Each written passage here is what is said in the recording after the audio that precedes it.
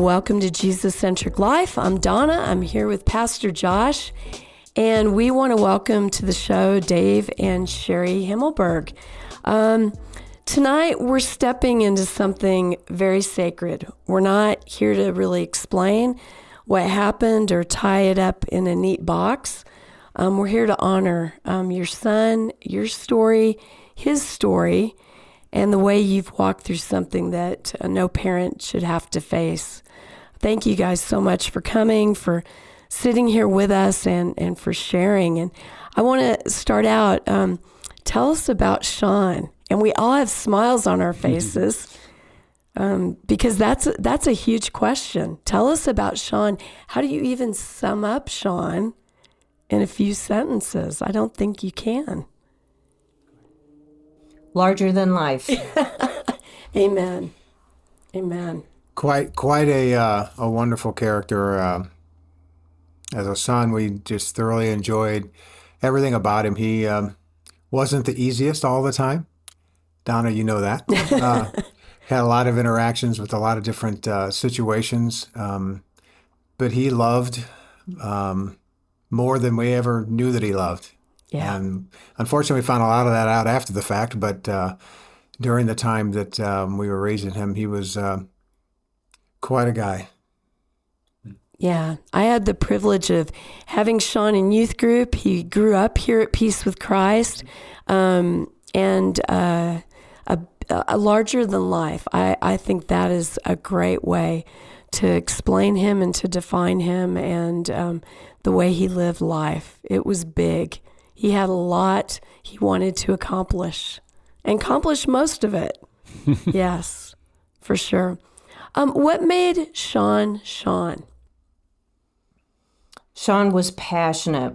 When his heart was touched, there was no stopping him. He would just meet somebody and they would capture his heart and his attention, and there was no stopping him.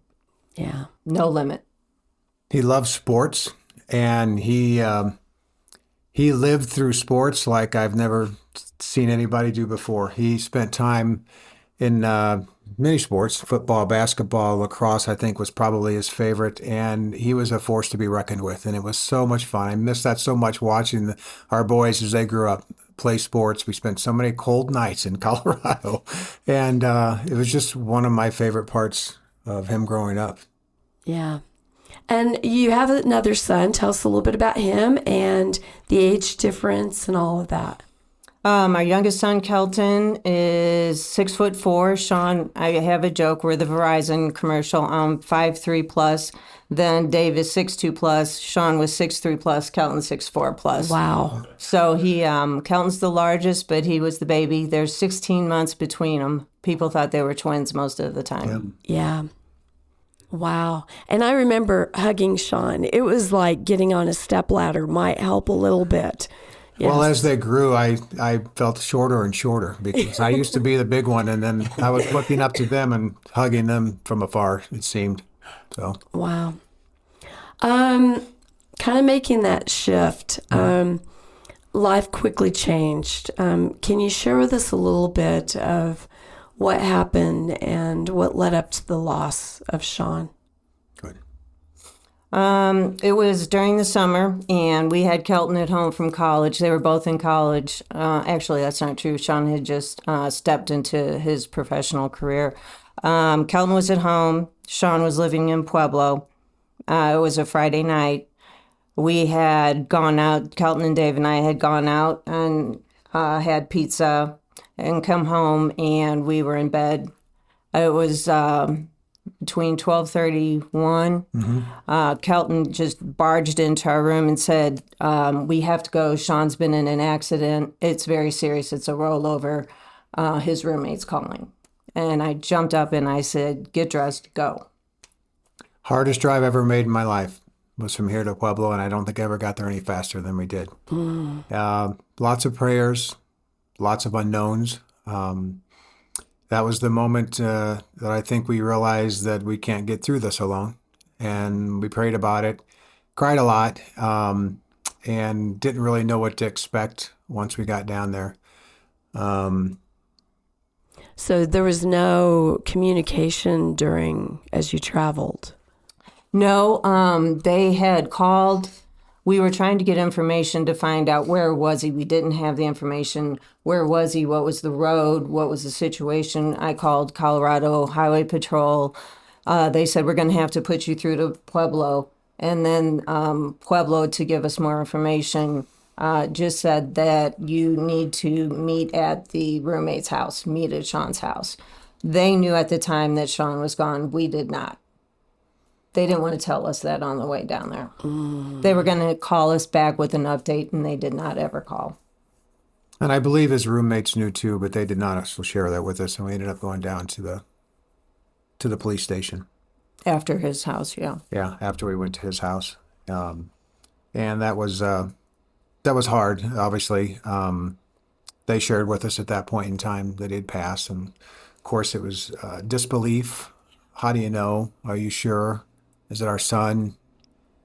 Sean loved tattoos, and ironically, that was one of the things they said. They named off some of his tattoos, and so that was pretty evident at that point in time. Never got a chance to see him again. Last time we saw him was at a Jimmy John's or Subway or something after a lacrosse game, just the weekend before that. So yeah, it was a very difficult time, and we were together as a family at that moment, and they were wonderful down there. It's just you don't know how to even start to share that with the rest of the family, because by the time it was all said and done, it became daylight, and we ended up back at their dorm room, Kelton's dorm room. He was going to. No, he wasn't in school then, but that's where he went for some reason. And that was tough. The phone calls that we made, the conversations that we had, that was pretty horrific, quite honestly. On the trip down, could you even let your mind go there?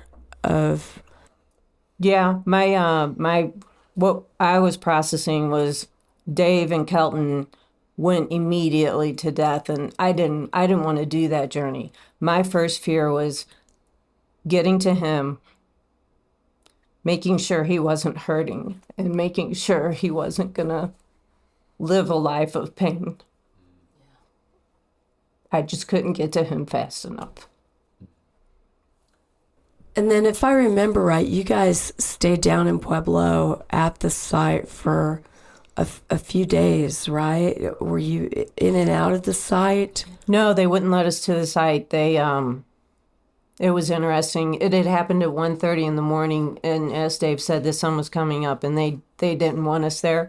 We could look across the highway and see all the lights. That's how close Kelton's dorm was. So we saw everything that was going on, but they wouldn't let us near.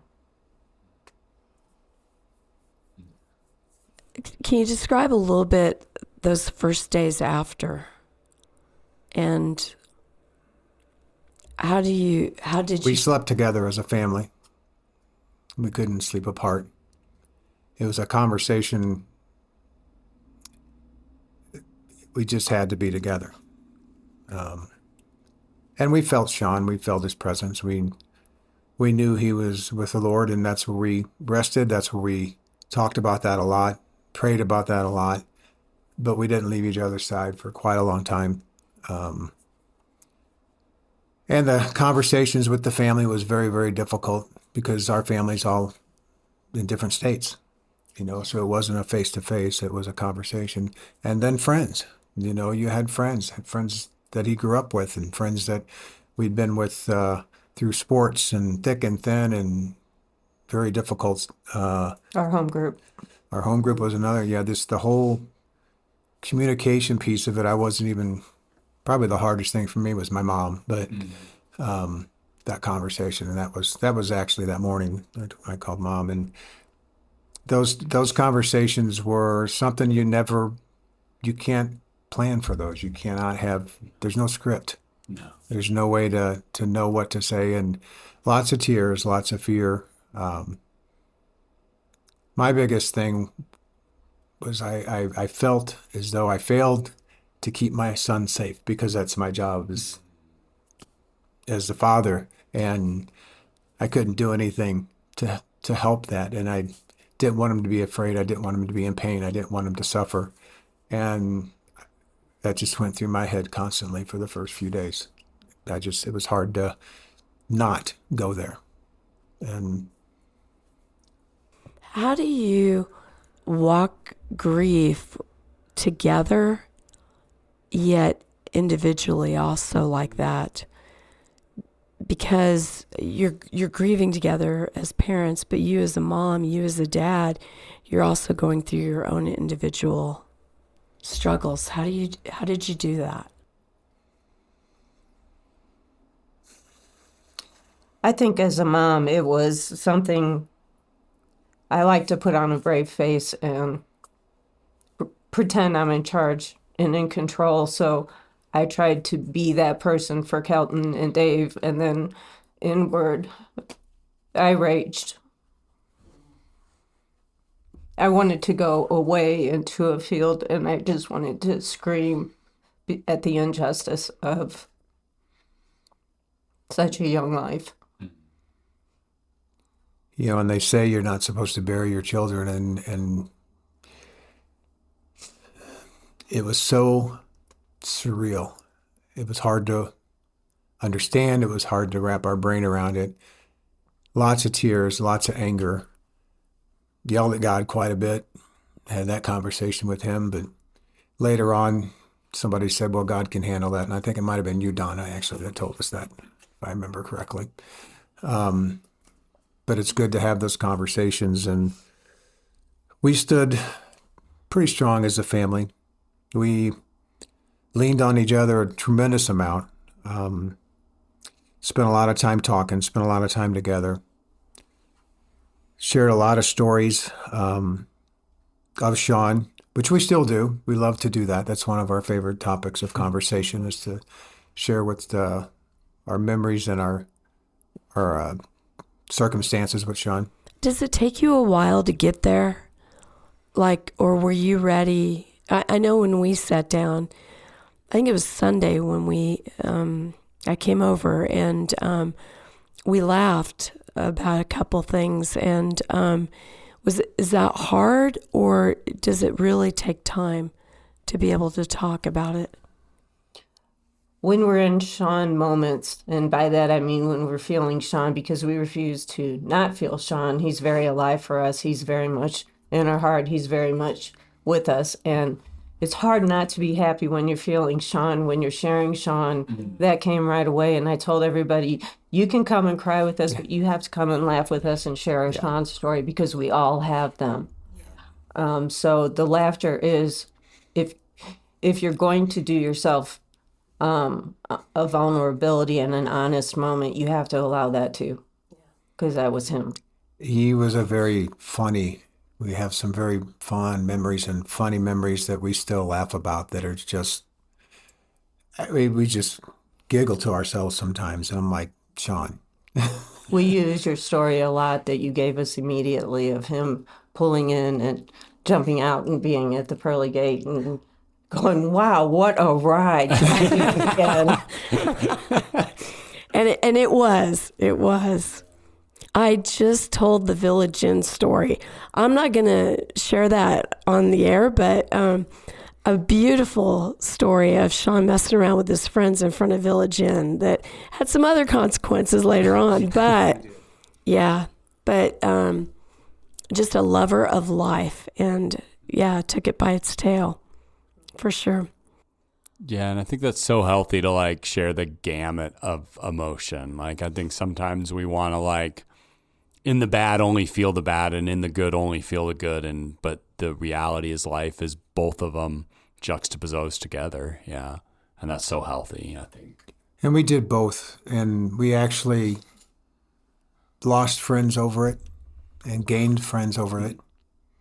Lost friends over his death? Yeah, they a lot. They walked away because they had our Sean had grown up with these other young men, and I think there was a guilt thing. I don't know why, but they just stopped being friends, and it was a really hard concept to, you know, they couldn't face being there and being in a relationship. I think I don't know if it was guilt. I don't know what it was. We never really got to the bottom of that, but that's what it felt like. Like almost like, oh my goodness, we don't want that to happen to us, or we don't, you know, I can't believe that happened. And I don't know. I'm not really sure. And we had a few of them that we haven't talked to since that had kids his age, friends. And they grew up together. They played sports together. They did all those things. And they just kind of walked out of our life. And that was hard. Yeah, because you've already gone through an unimaginable loss, and now you're losing more people. And we didn't realize it was happening at the time. It just was gradual because we were going through grief. We were going through a lot of stuff.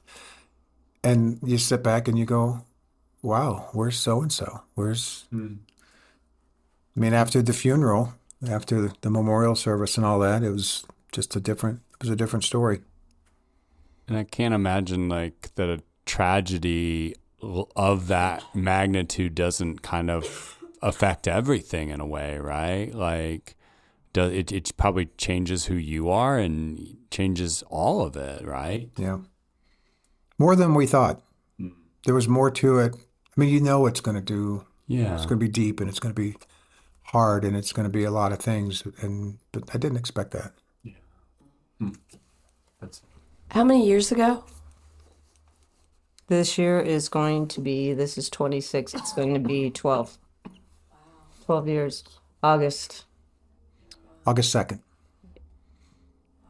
Yeah, and what's so fascinating to me is like that many years ago, and because you started out, you remembered what you ate that day. Like that day is just so like the traumaticness of it just makes it so vividly memorable for you.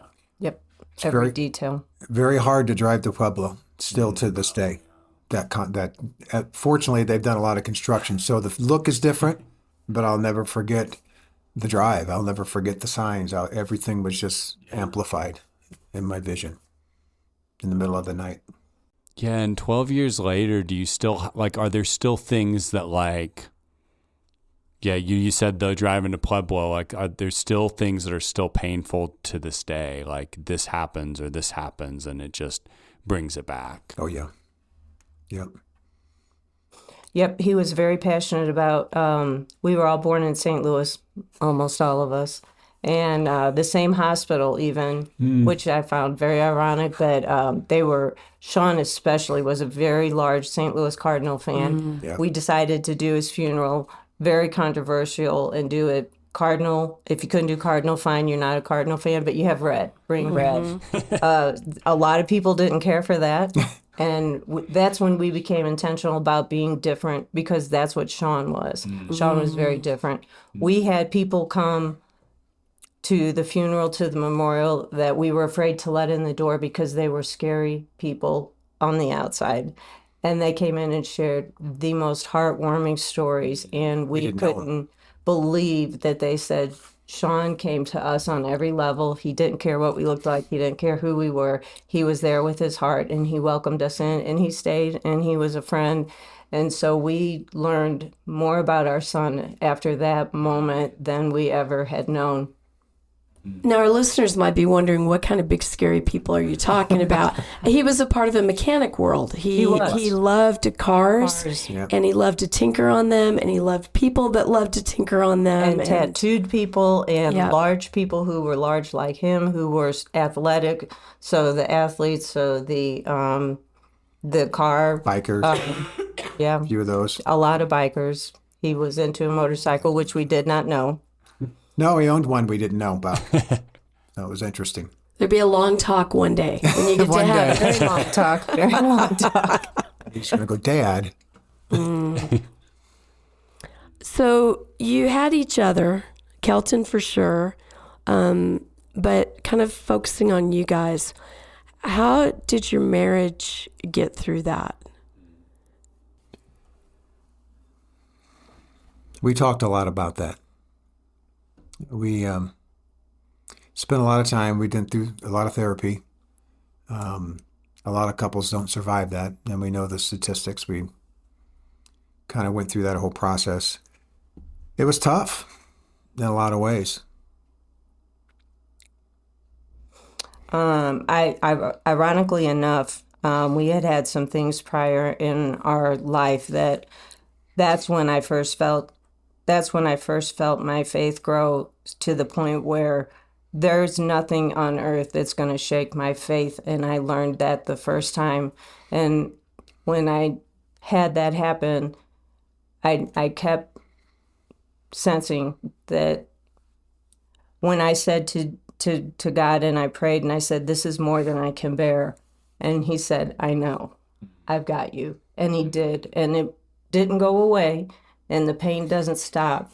But you now know that you don't have to do it alone, that he really has it. And it sounded so cheesy before I experienced that, but it's just a feeling you can't understand, that you know you're going to be okay because you're not alone. And he really is going to take it, because it is more than you will be able to bear ever. And it doesn't quit hurting and it doesn't go away. It comes in waves. And I just had sent this to, we now have this thing we call our club. We hate this club because we don't want to be in this club. But when people are in this club, you need to understand that it's okay to feel the pain. It's okay to understand that it doesn't go away. You just learn how to deal with it. You learn to walk around with that hole that is a part of you now.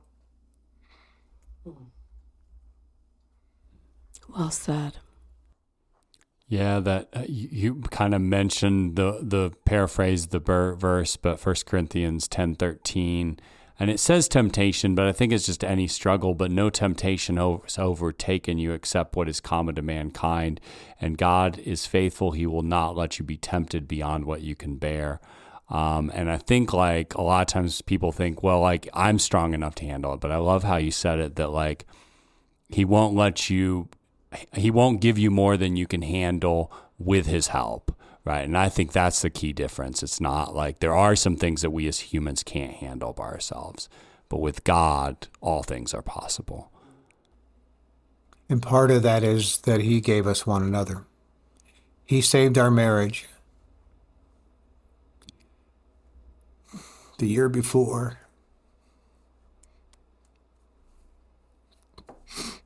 And that was hard, and we were grateful, and we were walking a path that we didn't understand and had never experienced before. And then this came along, and it felt, I didn't know how we were going to survive it.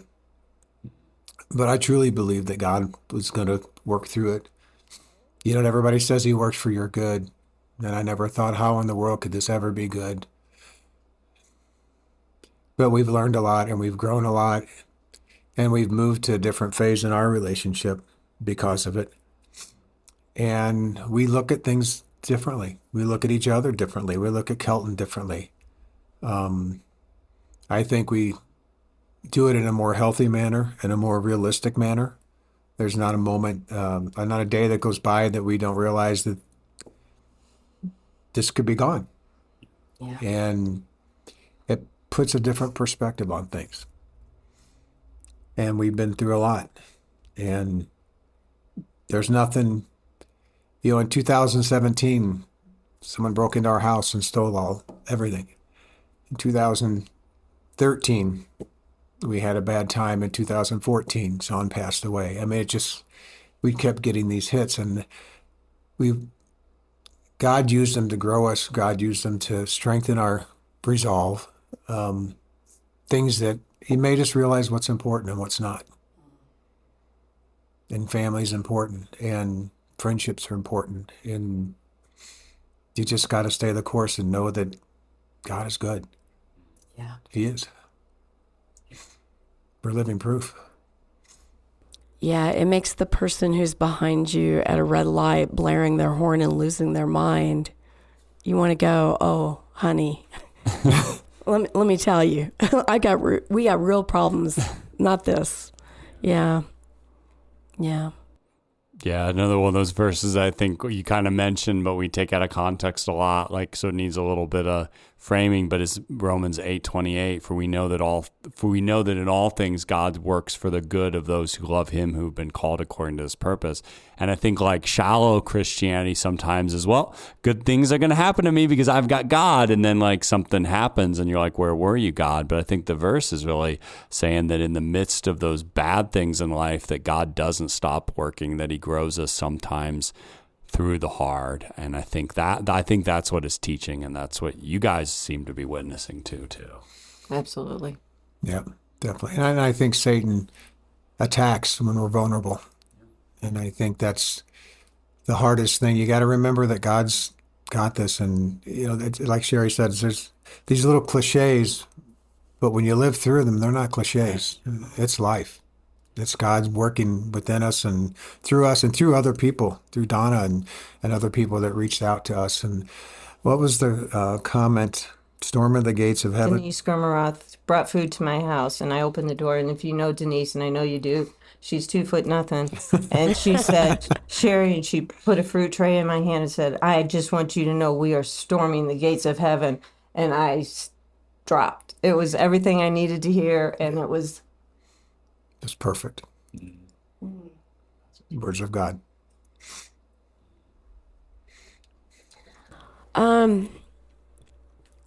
What are the rituals, the things that you now hold on to that you, I don't know, touch points that you remember, Sean? Like, what are the things that you do to keep his memory alive, to keep talking about him, to keep remembering him? It took me a minute to get that out. We have Dave's sister is an artist, very talented artist, and she made a beautiful painting of Sean. It's the one that we have on his niche, his ashes at a memorial garden. It's a little emblem. So we have that picture blown up. It's everywhere. It's on his Facebook page. It was just a beautiful picture. He was wearing a Cardinals shirt. He was at a Rockies game, of all places, at a Rockies game. And we won't bring that up. We won't bring that up. We'll move on. He had his Cardinals gear on, though. Yeah, that's what matters. Yeah, thank heavens. He represented. So we see that every morning. For the initial beginning, when we were trying to learn how to keep doing life, we found ourselves doing things wrong. And Kelton said to us, I found myself praying to Sean, and I had to go, what are you doing? We are thankful Sean's in heaven, but we don't pray to Sean. And I was like, you're right. And I understand what you're thinking of, because you're crossing that into a daily ritual. But we look at that picture every morning. We talk to him. I tell him good morning every single morning. Yeah. And good night. Mm-hmm. It's right at the bottom of the stairs when we come from the bedrooms. So that's one of them. Our therapist said to find a ritual for the holidays. The first few holidays are still hard, but the first 4 or 5 years were really hard because your family tradition's gone. It's broken. It's almost like starting over, and we did, and we incorporated some. I still put all the ornaments on and his ornaments, and that's a very big part of our Christmas tradition. We had a candle that we bought just for him and burn it for him. That's actually not a real candle; it's a battery candle. So. What was the other? We visit we go down, we have a memorial at the crash site, is what we call it, down in Pueblo. And we go down there annually and clean it up and put flowers on it and change the picture, because the picture gets ruined. And I fortunately have the ability to print those out. We used to do 14ers, and then we got old. So this is fun.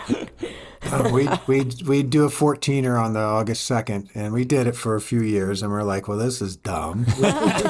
This is 4. So now we do like 11 teeners and have a beer. Yeah, and have a beer. We do. We have a shot of Jameson, because that's what Sean liked. Jameson. He decided that St. Patrick's Day was named after him because he's Sean Patrick. So we would we'd go to the top of a mountain and do a shot of Jameson. Stopped the Jameson too, but we did that for a number of years. What else? Well, when we stopped sending out Christmas cards, but anytime we sent a Christmas card, we would hold the picture. And people didn't like that. They didn't care for the fact that we were still holding Sean's picture and felt like we were kind of living in the past. And I thought, it's okay. I know who Sean is. I don't have to keep reminding people. So we would still sign our Christmas cards, Dave, Sheri, Sean, and Kelton. When we send presents, we'll send them that way. And Yeah. we got tattoos, which I never in a millionth years thought we would do. We got Sean's tattoo. Kelton went to his particular artist and had that same artist who did Sean's tattoo do Kelton's. A duplicate. So we've done silly little Sean things like that.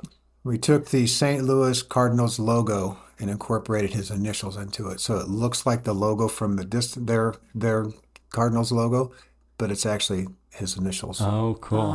So Sheri has one and I have one. Kelton got one too, didn't he? Yeah. So, yeah. And Kelton's going to get married. Is the fiance going to get one? That's not going to happen. I don't know. She has plenty of her own already. Oh, okay. So I doubt it, but she has given up Rockies for Cardinals. She has. Oh, she's come to the Wow. dark side. But she won't give up the Avalanche, and that was great in 2019, so we really enjoyed that Yeah. Yeah. when we won the Stanley Cup. So we like her. We do. Okay. Yeah. All right. That's good to know. All right. So kind of as we wrap up, there's two more questions I want to ask. One is, what is the greatest lesson that you learned about God through this? He's faithful. 100%, bar none, faithful. He stayed with us.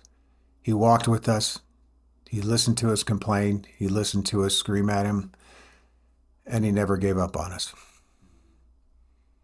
And that's not just words. We felt that because we wouldn't be sitting here today had he not. I know I wouldn't be. And you echo that also? Yeah, I really believe that, yes, I think that sums it up perfect. I think God is so faithful and yep, there's love. There is so much love. And even though there's a part of you that is waiting to be back in heaven, to change addresses to heaven, he gave us a gift of feeling Sean still in our soul. Yep. And I think that is a gift. We feel him every day. And that's not by chance, that's by design, I think. So you mentioned a little bit earlier, there's this club that you don't want to be a part of. What are your words to parents who are entering into this journey? I unfortunately have some very good girlfriends of mine who have been in this club. It started probably, I'm going to say, 10 years ago, and I had a high school girlfriend reach out and say, I know we haven't talked in a long time. I lost my daughter. Will you speak to me? And it opens the gate and you're like, of course I will. That's the last thing you want to do. And it's not that you don't care and you don't want to relieve the pain. It's that you know how much they're hurting and you have to go back there every single time and you go back to that point. And it's hard. It's hard to go back and to rip that wound open again. But it's what we're called to do. And we know that the hardest part is when they come and say, when is it going to quit hurting? That's the hardest thing in the world because it doesn't stop hurting. It doesn't. And you don't want to say that to somebody who only wants to hear that the pain is going to stop. That's hard. And it's a good opportunity to talk about faith. Again, the cliche, but you have to share it. And I have to honestly say, there's no way through this without faith. You will not make this alone. And you have to feel it. You have to go through the feelings and all the stages of grief, all the things that they teach you. When you're going through it, just know you don't have to go alone. I mean, that's, Pastor, you say that every day or every Sunday. You don't have to do it alone. And once you realize that, the pain doesn't go away. That hole never gets filled. But God's filled it with his love, which now in my mind, in my heart, Sean is part of that love because he's with the Lord. And so that, to me, gives us the opportunity to grow. Doesn't stop. But God stays with you through the whole time. But to have that faith is the most important piece of it. I would agree with Sheri. I'm going to let Pastor wrap us up, but I just want to thank you guys. I love you deeply. I'm so thankful that you came on. It took you a little bit to pray through and think through. And one day you came and you were like, we're going to do the podcast. And that was super exciting because I wanted us to share Sean's story and you guys' story of faithfulness.